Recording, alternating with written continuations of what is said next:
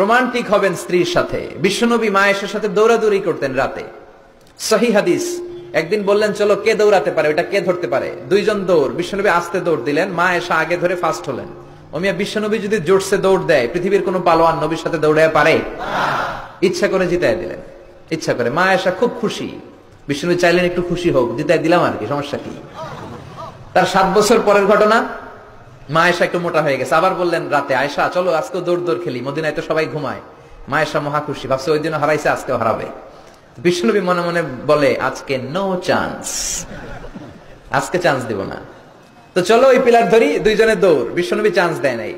সাহাবারা বলতেন বিশ্বনবী যদি ঘোড়া হাঁকাতেন, জোরে ঘোড়া হাঁকালে 1-2 মিনিটের ব্যবধানে সাহাবারা বলতেন আমাদের ঘোড়াগুলো পিছনে থাকতো, সামনে দেখতাম আমরা শুধু ধোঁয়া আর ধোঁয়া। বিশ্বনবী ওনার ঘোড়া নিয়ে যে কয় মাইল সামনে চলে গেছে আমরা নিজেরাও জানি না।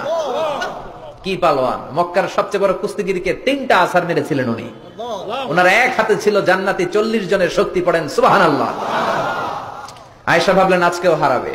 বিশ্বনবী মনে মনে বলে কি নো চান্স, চলো দেই দৌড়। আজকে বিশ্বনবী চান্স দিলেন না, দৌড়ে আগে ধরে ফেললেন। মা আয়েশা রেগে আছে, হায় হায় পারলাম না। মহিলাদের মধ্যে রাগ করার একটা অভ্যাস আছে না নেই? কথায় না কথায় রাগ করে, এটাই ওদের সৌন্দর্য, এটাই ওদেরকে মায়া লাগে, ঠিক কিনা? বিশ্বনবী মা আয়েশার কাছে গেলেন, যে বললেন ইয়া হুমায়রা। মা আয়েশারে ডাকতেন হুমায়রা। ওই নারীকে বলে যে নারী রেগে গেলে গাল দুইটা আনার ফলের মতো লাল হয়ে যায়। যে বললেন হুমায়রা হাদিহি সাবকাতু বিতিলক, ওই যে 7 বছর আগে তুমি আমারে হারাইছিলা, আজকে তোমারে হারাইয়া ওটা শোধ নিয়ে নিলাম।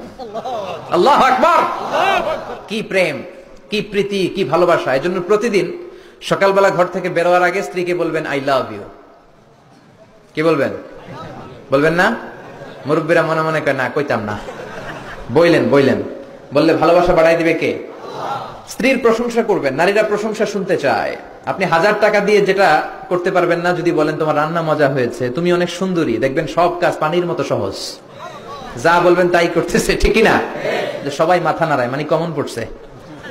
হাজারি সাহেব যাই বলবে কমন পড়বে, ওটা মানতে হবে, ঘরে ঢুকাইতে হবে, সাথে করে নিয়ে যাইতে হবে। এই ওয়াজ আমার মায়েরা, যাদের কানে আপনার কাছে আমার মাইকের আওয়াজ যায়, আপনারাও স্বামীকে শ্রদ্ধা করবেন, ভালোবাসবেন। খাদিজার মতো, আয়েশার মতো ফ্যামিলিটা জান্নাত করে দিবে কে?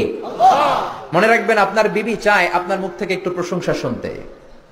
আপনার জন্য সাজগুজ করে, লিপস্টিক দেয়, চুলে বেনি পড়ে, সুন্দর শাড়ি পরে। সে চায় আপনার সাথে খুব সুন্দর একটা আচরণ করতে, আপনার কাছ থেকে চমৎকার আচরণ পেতে। কিন্তু একদিন আপনি বলেন না তোমার সুন্দর লাগে। এখন